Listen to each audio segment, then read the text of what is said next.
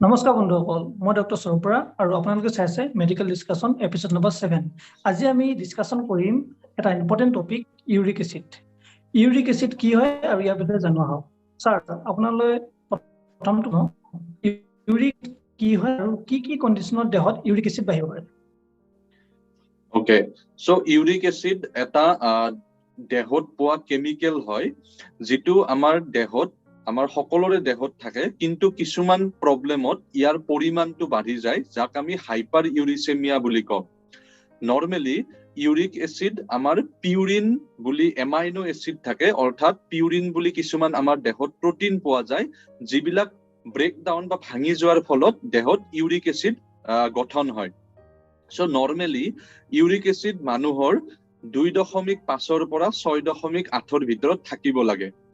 So এই ৰেঞ্জৰ ওপৰত যদি ইউৰিক এচিড বাঢ়ি যায় তাকে আমি হাইপাৰ ইউৰিচেমিয়া বুলি কওঁ, আৰু ইয়াৰ বিভিন্ন ধৰণৰ কাৰণ থাকে। নৰ্মেলি ইউৰিক এচিড আমাৰ তেতিয়া বাঢ়ে যেতিয়া আমি পিউৰিন ৰিচ ফুড খাওঁ, অৰ্থাৎ যিবিলাক খাদ্যত বহুত বেছি পিউৰিন পোৱা যায়, যেনে মাংস বা মানুহৰ শৰীৰত যদি পিউৰিন প্ৰডাক্টস বাঢ়ি যায়, যেনে যদি মাছ সেৱন কৰে বা মাছৰুম খায় বা ফুলকবি খায়, এনেকুৱা ধৰণৰ খাদ্যত বহুত বেছি পিউৰিন পোৱা যায় আৰু এইবিলাক খাদ্যই ইউৰিক এচিড বঢ়াব পাৰে। 2 নম্বৰতে যিবিলাক ব্যক্তিৰ ডায়াবেটিস থাকে তেওঁলোকৰ ইউৰিক এচিড বাঢ়ি যোৱা দেখা যায়। মানুহ এজন শকত হলেও ইউৰিক এচিড বাঢ়ি যায়। অবেসিটি ইউৰিক এচিডৰ এটা প্ৰধান কাৰণ হয়। কিছুমান দৰবৰ কাৰণেও ইউৰিক এচিড বঢ়া দেখা যায়। তাৰ এটা উদাহৰণ হৈছে যিবিলাক মানুহে পেছাবৰ কাৰণে দৰব খায়, লাইক ডায়ুৰেটিক্স বুলি আমি কওঁ, এইবিলাকে ইউৰিক এচিড বঢ়ায়। তাৰ লগতে ইউৰিক এচিড আমি ভিগৰাছ এক্সাৰসাইজ কৰিলেও ইউৰিক এচিড বাঢ়িব পাৰে। জেনাৰেলি যদি মানুহ এজনে বহুত বেছি হাৰ্ড ৱৰ্ক কৰে, এক্সাৰসাইজ কৰে, তেতিয়া মাসল ব্ৰেকডাউন হোৱা দেখা যায়, অৰ্থাৎ আমাৰ মাংসপেশী ব্ৰেকডাউন হৈও ইউৰিক এচিড বাঢ়িব পাৰে।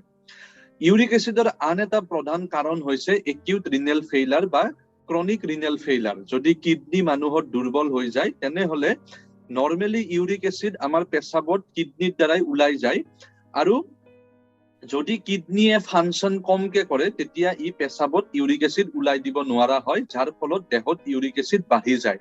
সো কিডনি দুৰ্বল থকা ব্যক্তিসকলৰ মাজত ইউৰিক এচিড বাঢ়ি যোৱা দেখা যায়। তাৰ লগতে ইউৰিক এচিড কিছুমান কেঞ্চাৰতো বাঢ়ে, যেনে যদি মানুহ এজনৰ ব্লাড কেঞ্চাৰ হয় তেতিয়া আমাৰ তেজৰ যিটো ব্ৰেকডাউন বা তেজটো বেছি ভাঙি যোৱা দেখা যায়, যাৰ কাৰণে সাডেনলি ইউৰিক এচিড বাঢ়িব পাৰে। সো মূলত ইউৰিক এচিড বঢ়াৰ এইবিলাকে খুব কমন কাৰণ হয়। ধন্যবাদ স্যাৰ। স্যাৰ, আমি দ্বিতীয়টি প্ৰশ্নলৈ আগবাঢ়িছো।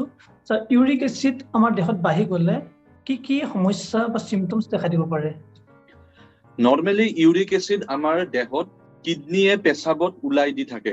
সো যদিহে ইউৰিক এচিড মানুহৰ শৰীৰত বাঢ়ি যায়, সো ইয়াৰ পৰিমাণ পেছাবতো বাঢ়ি যায় আৰু কিডনিয়ে ইয়াক পেছাবত বেছিকে ওলাই দিয়া আৰম্ভ কৰে। তেতিয়া দেখা যায় যে এই ইউৰিক এচিড কিডনিৰ জমা হৈ ইউৰিক এচিড ষ্টোনছ বনাব পাৰে। সো কিছুমান ব্যক্তিত দেখা যায় যে বাৰম্বাৰ কিডনিত পাথৰ হৈ থাকে, সো তেওঁলোকৰ ইউৰিক এচিড বাঢ়িলে এনেকে বাৰম্বাৰ পাথৰ হৈ থকা দেখা যায়। তাৰ লগতে ইউৰিক এচিড আমাৰ তেজৰ পৰা যায় আমাৰ গাঁঠিৰ মাজত জমা হোৱা দেখা যায়, যাৰ ফলত গাঁঠিবিলাকৰ বিষ আৰম্ভ হয়।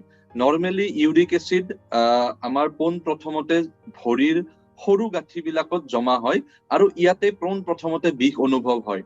বিষ খুব বেছি সিভিয়াৰ হয় আৰু জেনাৰেলি এইটো ৰাতিৰ বেছি হয়। ইমানেই যে বেছি বিষ হয় যে আমাৰ মেডিকেলৰ কিতাপত ইয়াক ৱৰ্ষ্ট পেইন এভাৰ বুলি কোৱা হয়। মানে বিষ যিমান বিষ আছে তাৰ ভিতৰত আটাইতকৈ বেছি বিষ ইউৰিক এচিডত পোৱা যায় বুলি কোৱা হয়, আৰু ইয়াকে আমি পোডাগ্ৰা বুলি কওঁ আমাৰ ভাষাত। তাৰ লগতে ইউৰিক এচিড আমাৰ বেলেগ গাঁঠিবিলাকতো জমা হয়, যেনে হাতৰ গাঁঠিত জমা হ'ব পাৰে, আমাৰ হাতৰ সৰু গাঁঠিত জমা হ'ব পাৰে, আৰু কেতিয়াবা এইটো ইমানেই জমা হয় যে ইয়াত কেতিয়াবা ডাঙৰ সুৱেলিং বা কিছুমান বগা দ্ৰব্য জমা হোৱা দেখা যায় বাহিৰৰ পৰা। তো ইয়াকে আমি গাউটি আৰ্থ্ৰাইটিছ বুলি কওঁ। ইউৰিক এচিড বাঢ়িলে আমাৰ শৰীৰত দুৰ্বল অনুভৱ কৰে এজন ব্যক্তিয়ে, মাংসপেশীৰ বিষ হ'ব পাৰে, আৰু ইউৰিক এচিডে ইভেন ইমিউনিটিটো কমাই দিয়া দেখা যায়। সো এইবিলাকে খুব কমন সিমটমস হয়, কিন্তু বেছিভাগ ব্যক্তিৰে ইউৰিক এসিড স্টোনস অৰ্থাৎ কিডনিত হোৱা পাথৰ আৰু গাঁঠিৰ বিষ হোৱা দেখা যায়। ধন্যবাদ ছাৰ। যেহেতু অলপ আগতে এতিয়া আপুনি ক'লে যে ইউৰিক এচিড যিটো পেইন হয়, গাঁঠি বিষ বহুত বেছি বুলি ক'লে, ঠিক তেনেকৈ যে এই বিষ হ'লে মানে এজন পেচেণ্টে কি কি চিকিৎসা তেওঁলোকে ল'বলৈ আগবাঢ়িব? নৰ্মেলি যদি পোন প্ৰথমবাৰৰ বাবে ইউৰিক এচিডৰ কাৰণে গাঁঠিৰ বিষ হয়, তেনেহলে তেওঁলোকে জাষ্ট নৰ্মেল পেইন কিলাৰ্ছ বা কিছুমান এন্টি ইনফ্লেমেটৰী মেডিকেশ্যনছ খালে ই বিষৰ পৰা তেওঁলোকে ৰিলিফ পাব পাৰে। কিন্তু দেখা যায় যে কিছুমান ব্যক্তি ওভাৰ প্ৰডাকশ্যন কৰে ইউৰিক এচিড, অৰ্থাৎ তেওঁৰ শৰীৰত বেছি ইউৰিক এচিড গঠন হয়, আৰু কিছুমান আণ্ডাৰ এক্সক্ৰিশ্যন থাকে, অৰ্থাৎ কিছুমান ব্যক্তিয়ে যিটো গাৰ নৰ্মেল ইউৰিক এচিড সেইটো পেচাবত ওলাই দিব নোৱাৰে। এনেকুৱা ব্যক্তিৰ কাৰণে কিছুমান প্ৰফাইলেক্টিক মেডিকেশ্যনছ থাকে, অৰ্থাৎ এনেকুৱা কিছুমান দৰৱ থাকে যিটোৱে দেহত ইউৰিক এচিডৰ গঠনটো কমাই দিব পাৰে। সো এনেকুৱা ব্যক্তিয়ে বহুত দিনলৈকে এনেকুৱা মেডিকেশ্যনছ খাই থাকিব পাৰে। তাৰ লগতে প্ৰিভেনশ্যন আটাইতকৈ ইম্পৰ্টেণ্ট হয়। ইউৰিক এচিড যিবিলাক কাৰণত বাঢ়ে সেই কাৰণবিলাকৰ চিকিৎসাটো ইম্পৰ্টেণ্ট হয়। সো প্ৰিভেনশ্যন কৰাটো দৰকাৰী। লগতে যদি এজন ব্যক্তিয়ে বাৰম্বাৰ ইউৰিক এচিডৰ ফলত বিষ অনুভৱ কৰি থাকে, তেওঁলোকে নেচেচাৰী প্ৰফাইলেক্টিক মেডিকেশ্যন ষ্টাৰ্ট কৰিব পাৰে। ধন্যবাদ ছাৰ। ছাৰ, যেহেতু ইয়াৰ ট্ৰিটমেণ্টটো আপুনি ক'লে কি কি কৰিব লাগিব, ছাৰ ইয়াৰ মানে যিটো ইউৰিক এচিড বাঢ়ি নাযাবৰ বাবে এজন পেচেণ্টে বা এজন ৰোগীয়ে বা এজন সাধাৰণ মানুহে কি কি সাৱধানতা অৱলম্বন কৰিব ছাৰ? অবভিয়াছলি এইটো আটাইতকৈ ইম্পৰ্টেণ্ট প্ৰশ্ন হয়। জেনেৰেলি ইউৰিক এচিড আমাৰ দেহত কিছুমান কাৰণত বাঢ়ি যায়। সো এই কাৰণসমূহ আমি প্ৰিভেন্ট কৰিলে ইউৰিক এচিড বঢ়াৰ পৰা আমি নিজকে বচাই ৰাখিব পাৰো। তাৰ ভিতৰত আটাইতকৈ ইম্পৰ্টেণ্ট হৈছে আমি পিউৰিন বেছি থকা খাদ্য এভইড কৰিব লাগে। তাৰ ভিতৰত এনিমেল প্ৰডাক্ট যেনে মাংস, মাছ ইত্যাদি। ফুলকবিত পিউৰিন বহুত থাকে। মাছৰুম, কাঠফুলা, যিবিলাক খোৱা কাঠফুলা আছে তাতে পিউৰিন বহুত পোৱা যায়। এনেকুৱা খাদ্য কমাব লাগে। 2 নম্বৰতে মানুহ এজনে অবেচিটি কমাব লাগে। ওজন কমালে ইউৰিক এচিডো কমি যোৱা দেখা যায়। 2-3 নম্বৰতে এজন ব্যক্তিয়ে সফট ড্ৰিংকছ বা সুগাৰী ড্ৰিংকছ কমাব লাগে। অত্যাধিক মিঠা থকা খাদ্য কমালে ইউৰিক এচিডো কমি যোৱা দেখা যায়। লট অফ ফ্লুইডছ, বহুত বেছি পানী খাব লাগে, যিহেতু পানীয়ে ইউৰিক এচিড পেচাবত ওলাই যোৱাত সহায় কৰে। তাৰ লগতে যদি কিবা এনেকুৱা দৰৱ খাই আছে যিবিলাকে ইউৰিক এচিড বঢ়াই দিয়ে, তেনেকুৱা দৰৱ বন্ধ কৰিলে ইউৰিক এচিড কমি যোৱা দেখা যায়। যদি এজন ব্যক্তিৰ ডায়েবেটিছ আছে, তেনেহলে সুগাৰ কন্ট্ৰল এটা ইম্পৰ্টেণ্ট ফেক্টৰ হয় ইউৰিক এচিড কমাই দিয়াৰ। সো এইবিলাক খুব কমন প্ৰিভেন্টিভ মেজাৰ্ছ হয়, যাৰ দ্বাৰা এজন ব্যক্তিয়ে নিজৰ ইউৰিক এচিড বঢ়াৰ পৰা নিজকে বচাই ৰাখিব পাৰে। ধন্যবাদ ছাৰ। আজি আমি ডিছকাশ্যন কৰিলো ইউৰিক এচিড আৰু ইয়াৰ লগত কিছুমান আজি বোধ কৰিবলৈ বুজি পাইছে আৰু ইয়াৰ পৰা সকলোৱে উপকৃত হ'ব বুলি আশা ৰাখিছো। ছাৰ, শেষত আপোনাৰ দুআষাৰ কৈ আৰু আজি আমাৰ ছেছনটো সামৰণি মাৰিম ছাৰ। সো আমি খুব বহুত ব্যক্তিক ইউৰিক এচিডৰ প্ৰব্লেম লৈ অহা আমি অপিডিত দেখো।